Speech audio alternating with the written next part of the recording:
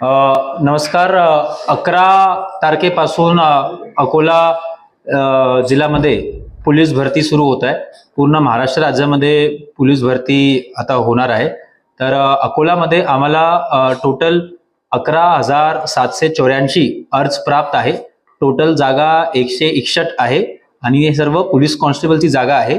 आणि याच्यामध्ये यावेळेसची भरतीमध्ये आम्ही प्रत्येक आमचं जे काही 3 इव्हेंट्स आहे त्याच्यामध्ये RFID चा वापर करणार आहोत.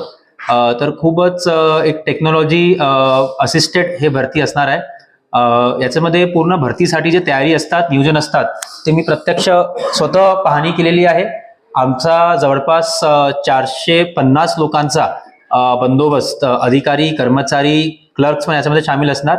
आणि प्रत्येक प्रोसेस म्हणजे on ground registration, biometric, document verification, height, chest, नंतर 100 मीटर, नंतर गोलाफेक, नंतर 1600 मीटर, यासाठी एक ऑन ग्राउंड मॅनेजमेंटसाठी आम्ही वेंडरची नियुक्ती केलेली आहे.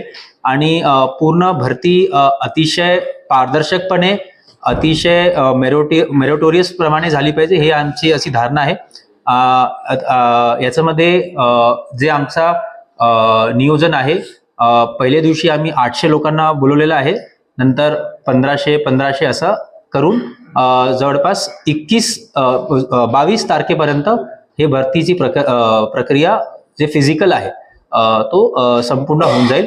याच्यामध्ये 100 मीटर आणि गोलाफेक पोलीस हेडक्वार्टर ग्राउंड मध्ये होणार आणि 1600 मीटर वसंत देसाई स्टेडियम मध्ये होणार, कारण की जे पोलीस हेडक्वार्टरचा जे ग्राउंड आहे 1600 साठी तिथे पर्याप्त जागा नाही.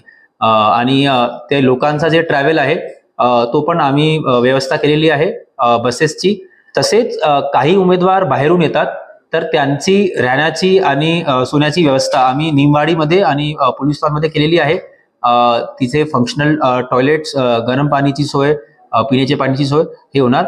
एक महत्वाचं सांगायचं आहे की याच्यामध्ये हे भरतीमध्ये स्पाइक्स शूज अलाउड नसणार आहे. तसेच इलेक्ट्रॉनिक गॅजेट्स, कोणते इलेक्ट्रॉनिक गॅजेट्स अलाउड नसणार आहे. स्मार्ट वॉचेस वगैरे पर पाबंदी आहे. लोकल क्राईम ब्रांचचे आमचे 4 पथक तिथे तैनात असणार.